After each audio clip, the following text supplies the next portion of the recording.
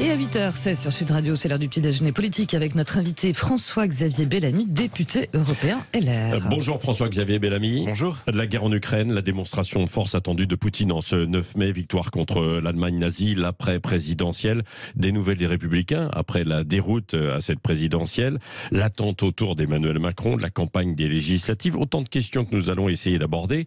Commençons donc par, nous sommes le 9 mai, ce jour de célébration en Russie, contre l'Allemagne nazie, alors que tous les regards sont tournés évidemment vers l'Ukraine. Qu'est-ce que vous redoutez, parce qu'il y a cette démonstration et ce discours attendu de Vladimir Poutine cet après-midi. Qu'est-ce que vous attendez ou qu'est-ce que vous redoutez, vous, comme message de la part de Poutine ? D'abord, ça peut paraître symbolique, mais je crois que ça n'est pas négligeable au moment où Vladimir Poutine est en train de faire tant de victimes en Ukraine. Ma crainte, c'est que la vérité historique ne soit une victime de plus dans le discours qu'il tiendra, parce que on voit bien que Vladimir Poutine cherche à récupérer, à travers la rhétorique de la dénazification de l'Ukraine, qui est complètement aberrante, à récupérer la mémoire du combat contre l'Allemagne nazie au profit de sa propagande d'aujourd'hui. Et il y a quelque chose d'indécent dans ce genre de récupération. Lorsque la Russie, lorsque l'URSS a finalement déclaré la guerre à l'hyperpuissance nazie, c'est parce qu'elle était attaquée directement par Hitler. Aujourd'hui, c'est Vladimir Poutine lui-même qui attaque l'Ukraine. Et l'Ukraine, de toute évidence, ne menaçait pas le territoire russe, ne menaçait pas la Russie. On dit qu'il y avait les Américains derrière en même temps, quoi. Mais les Américains n'allaient évidemment pas envahir la Russie. Personne ne peut sérieusement le penser et personne ne peut sérieusement le dire. Il pouvait y avoir une discussion sur la question de l'organisation de la sécurité en Europe, mais là, Poutine s'est livré, et je crois que c'est très important de le dire, à une forme de transgression qui, si elle reste sans conséquence, nécessairement transformera le monde dans lequel nous entrons. C'est-à-dire fera de ce monde un monde dans lequel des puissances résolvent leurs différends par la violence. Et ceci, nous avions réussi à l'écarter depuis la fin de la Seconde Guerre mondiale. On voit qu'aujourd'hui, en commémorant le 9 mai, Vladimir Poutine transforme le travail de mémoire qui avait été fait, y compris en Russie, autour de l'idée de plus jamais ça. Il le transforme dans l'idée de nous sommes capables d'avoir de nouvelles victoires. Et cette propagande-là... On peut craindre même le pire, avec venant de Vladimir Poutine ou pas, ce que disent certains parfois. C'est-à-dire le pire, c'est l'arme nucléaire, hein. Je sais pas, je suis pas un expert. Je veux pas me faire passer pour ce que je ne suis pas, et je peux pas prétendre. Et je pense que par ailleurs, les plus grands experts ont été surpris par l'agression de l'Ukraine par la Russie.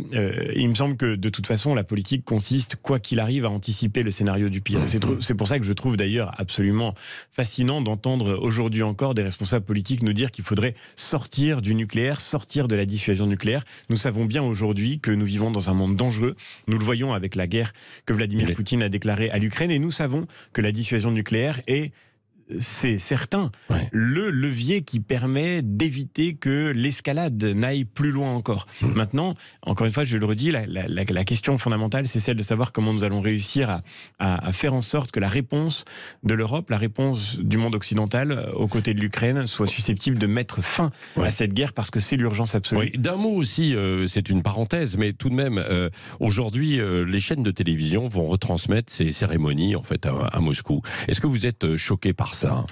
Je pense que c'est toujours important d'écouter, de savoir, d'être informé sur ce qui se passe. D'écouter le discours, oui, mais retransmettre cette démonstration de force. Le problème, c'est celui du statut qui est donné à cette opération. C'est une opération de propagande. Et encore une fois, je le redis, nous voyons bien que la vérité historique, puisque le 9 mai, c'est l'équivalent du 8 mai pour nous, la commémoration de la fin de ce que les Russes appellent la Grande Guerre patriotique, la guerre contre le nazisme. Le grand danger, c'est que ce soit l'histoire qui se trouve défigurée. On voit que les Russes ont menacé directement le mémorial qui commémore les massacres de Katyn, les massacres de Katyn qui ont été les massacres commis par l'armée rouge, l'armée soviétique contre des officiers polonais désarmés. On voit aujourd'hui fleurir dans les territoires occupés en Ukraine par l'armée russe les drapeaux rouges, les drapeaux de l'Union soviétique. On voit au fond que ce qui est réactivé derrière la guerre de Poutine, c'est cet imaginaire soviétique qui est l'imaginaire du plus grand des totalitarismes du XXe siècle avec le nazisme. annonce aussi quelques drapeaux nazis sur le territoire ukrainien. Vous l'avez vu? C'est du délire qu'il y ait des sympathisants d'extrême droite parmi les combattants ukrainiens. C'est certainement vrai. La vérité, cela étant dit, c'est qu'on ne peut pas expliquer qu'on dénazifie un pays dont le chef d'État a des origines juives, ça n'a aucun sens. Et cette rhétorique de la dénazification, il faut la dénoncer comme une rhétorique de propagande mensongère. Et c'est, je crois, ce qui sera important au-delà de l'information légitime qui sera faite sur la commémoration du 9 mai aujourd'hui en Russie. Il sera très important de décrypter le discours qui sera proposé et de tenter de sauver la vérité, et notamment la vérité historique et la vérité des faits d'aujourd'hui sur ce qui est en train de se produire. D'un mot encore, François-Xavier Bellamy, est-ce que Zelensky a eu raison de faire le parallèle, d'interpeller les Européens, faire le parallèle avec Oradour-sur-Glane? Vladimir Zelensky, il est dans son rôle quand il tente d'alerter les opinions publiques occidentales. Je crois qu'encore une fois, le vrai manipulateur de l'histoire aujourd'hui, c'est celui qui nous explique que dans la guerre déclenchée par la Russie contre l'Ukraine, il y a une forme de répétition de la Seconde Guerre mondiale et de la dénazification. Oui, rien ne semble possible pour l'instant pour arrêter cette guerre et les bombardements. Jusqu'où faut-il aller au niveau des sanctions? Hier, les pays du G7 ont annoncé un embargo progressif sur l'achat de pétrole russe. C'est un pas de plus, mais ce n'est pas encore la décision qui est prise en fait au niveau européen. Vous qui êtes député européen, jusqu'où faut-il aller? La vérité, c'est que là, nous nous trouvons placés devant la situation de vulnérabilité européenne, celle que nous avons déjà connue face au Covid, celle que nous retrouvons aujourd'hui.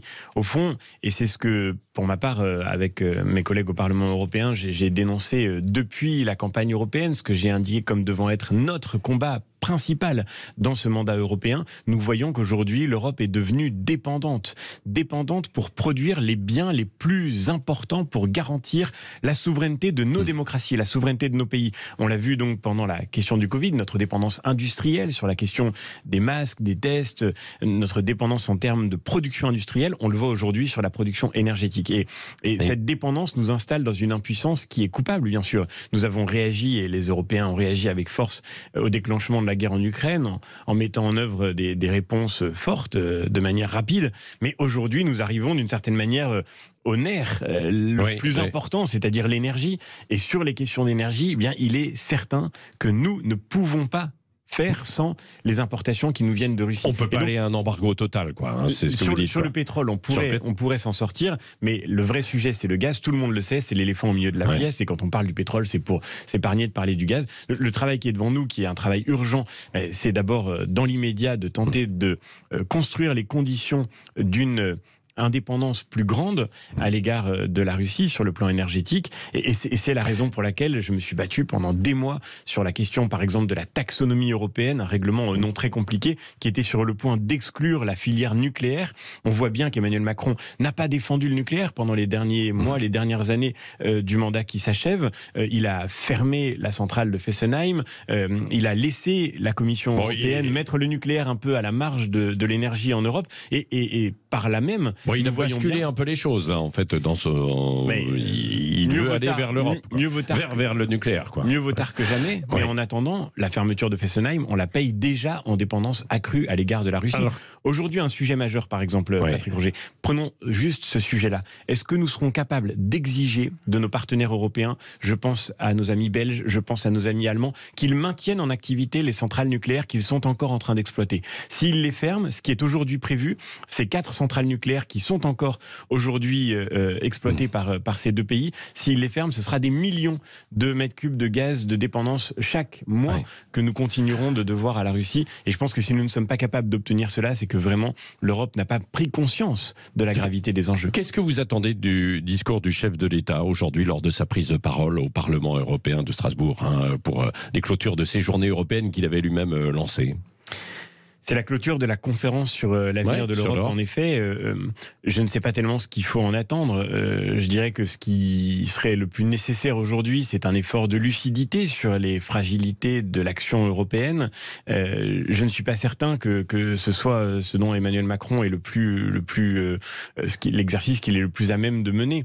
Au fond, on voit bien que pour toute cette famille politique de la majorité présidentielle aujourd'hui, tout se passe comme si être pour l'Europe signifiait devoir s'aveugler sur ce qui ne fonctionne pas dans l'action européenne. Et je pense que, au contraire, on servira vraiment l'Europe quand on sera capable de comprendre qu'aujourd'hui, elle est profondément discréditée dans l'esprit de beaucoup de nos concitoyens et qu'il faut qu'elle se remette en question pour pouvoir faire la preuve de son efficacité. Et ça, lors évidemment, de sa présidence de l'Union européenne, Emmanuel Macron, il ne l'a pas mis en exergue. Il n'a pas fait avancer les choses. La présidence française de l'Union européenne... À quoi elle a servi ? On en attendait très peu et finalement, on en attendait très peu parce qu'elle était placée en plein milieu d'une campagne présidentielle. Ouais. Finalement, la vérité aura confirmé nos inquiétudes. À la fin, le bilan de cette présidence française est inexistant.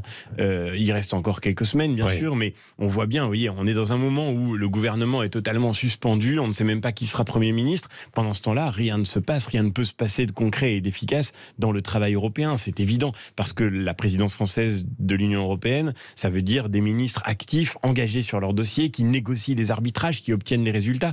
C'est exactement le contraire de ce qui se passe aujourd'hui dans l'actualité française.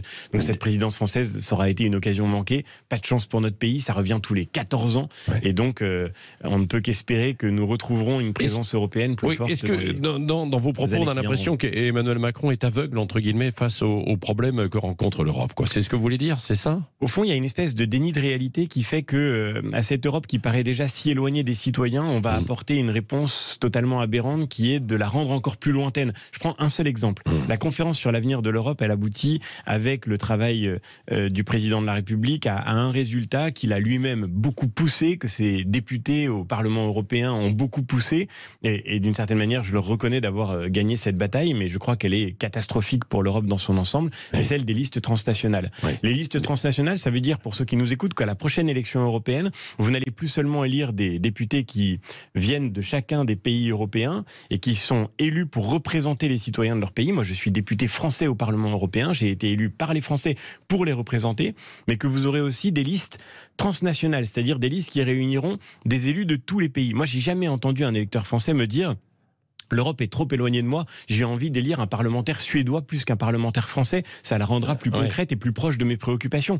Donc au fond, vous voyez, cette espèce d'aberration, parce que Emmanuel Macron a un agenda fédéraliste qui ne dit pas son nom, dans une espèce de rêve transnational, de rêve de dépassement des États, Emmanuel Macron veut raconter l'histoire d'une Europe qui abandonne les frontières de chacun de nos pays, alors que moi je crois au contraire que pour redonner son sens à l'Europe, il faut en refaire un levier au service de nos pays, au service de la souveraineté de nos États, au service de nos démocraties. Bon, où en est la famille des Républicains ? Après la déroute à la présidentielle, il y a eu ce Conseil national samedi. Finalement, il n'y a pas beaucoup de départs. Il était dit qu'il y allait avoir énormément de fuites vers la Macronie.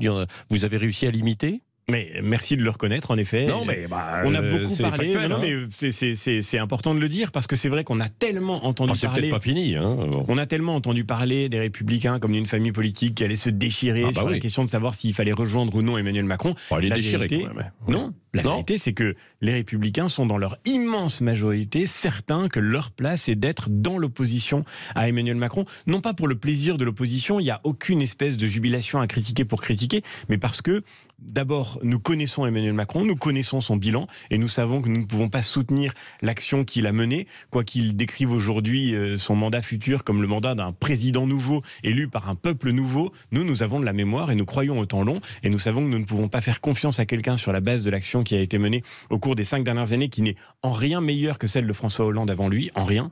Et le deuxième point, c'est qu'au fond, nous avons la certitude que notre responsabilité démocratique, c'est d'incarner une alternative. Et c'est ça dont les Français ont le plus besoin. Et cette alternative, nous la connaissons, nous savons ce que nous avons à faire. Donc ça va passer par des combats aux législatives, c'est ça ? Bien sûr. Et très peu de nos parlementaires, très peu de nos candidats, une infime minorité a cru par opportunisme devoir rejoindre les rangs de la majorité présidentielle. Il y en a quand même quelques-uns qui vont y aller. Damien Abad, par exemple, qui était le patron des Républicains à l'Assemblée. Il y va ou pas ? Très peu nombreux. La République En Marche a dévoilé presque toutes ses investitures. Il y a quelques noms de ceux qui viennent... Non, mais après, il y aura le gouvernement aussi. L'immense majorité, encore une fois, je le redis, au Conseil national, comme au bureau politique qu'il avait précédé. Au Conseil national, nous étions des centaines réunis samedi et nous avons voté une motion pour dire notre volonté de rester indépendant, de rester dans l'opposition à Emmanuel Macron. Cette motion a été adoptée à l'unanimité, pas une voix contre, pas une abstention. Qu'on ne dise plus que les Républicains sont déchirés, les Républicains savent ce qu'ils ont à faire, reconstruire la droite, pas seulement les Républicains, reconstruire la droite et retrouver la confiance des Français en retrouvant, par un effort sur nous-mêmes, bien sûr, il faut se remettre en question, par un effort profond, reconstruire une alternative qui puisse constituer. Est-ce que c'est aussi parce que certains redoutent que finalement il y ait un Premier ministre ou une femme Premier ministre qui viennent des rangs de la gauche, qui vont reculer en fait certains? De mon côté, ça ne pourra pas changer grand-chose. La vérité, c'est qu'on a eu 2 premiers ministres qui avaient été débauchés à droite et qui ont mené une politique qui a bien des points de vue sur le plan migratoire, sur le plan budgétaire, sur le plan éducatif, a été en réalité plus à gauche que celle du quinquennat de François Hollande. Si on regarde, et ce sera un sujet majeur dans les semaines et les mois qui vont venir, le dérapage de nos finances publiques, indépendamment de la réponse à la crise du Covid, le dérapage structurel de nos finances publiques, tel qu'il a été mené par Édouard Philippe puis par Jean Castex, on verra qu'en réalité, le quinquennat qui vient de s'achever, nous allons en payer les conséquences pendant les mois qui vont venir, avec le retour de l'inflation, avec la remontée des taux. Il faut se préparer à un quinquennat qui va être extrêmement difficile, et dans ce quinquennat, on aura besoin d'une opposition qui soit forte. Est-ce qu'une union des droites, à un moment donné, vous étiez plutôt partisan de ça? Est-ce que c'est encore possible aujourd'hui? Moi, je suis partisan de l'union de l'électorat de la droite. Mais quand je regarde la réalité aujourd'hui de l'offre politique, eh bien, je ne crois pas qu'il soit possible, on le voit très bien dans ces élections législatives, je ne crois même pas qu'il soit envisageable d'identifier. On revient à ce qu'on a vu dans ce débat désespérant entre Emmanuel Macron et Marine Le Pen, débat qui était plié d'avance. Et Éric Zemmour, c'était une erreur alors qu'il se présentait ou pas? Parce que Marine Le Pen, finalement, ne peut pas incarner une alternance. Et ce qui guette notre démocratie aujourd'hui, parce que le Rassemblement national ne peut pas être notre avenir sur le plan électoral, ne peut pas apporter une alternative pour la France. Ce qui guette notre démocratie, c'est de devenir une démocratie sans possibilité d'alternance. Ce qui n'est plus tout à fait une vie démocratique normale. C'était une erreur, ou alors au contraire, vous allez répondre à son appel? Mais de la même manière, regardez ce qui s'est produit au fond. On a parlé d'union des droites, Éric Zemmour n'a cessé d'en parler, on se retrouve finalement avec une division plus grande encore de l'électorat de la droite. C'est, je crois, l'exact inverse qu'il nous faut construire. Il faut que la droite, et moi j'ai toujours pensé que les Républicains, avec toutes les critiques, parfois très légitimes, qui pouvaient leur être adressées, étaient le lieu où pouvait se reconstruire une alternative pour la France. Et c'est ça le travail que nous avons devant nous aujourd'hui. Merci François-Xavier Bellamy, député européen. Merci à vous. Qui était l'invité ce matin de Sud Radio. Merci beaucoup. Allez, à suivre dans quelques instants. Hashtag, on en parle bien sûr avec Benjamin Glaise, Sud Radio, 8h34.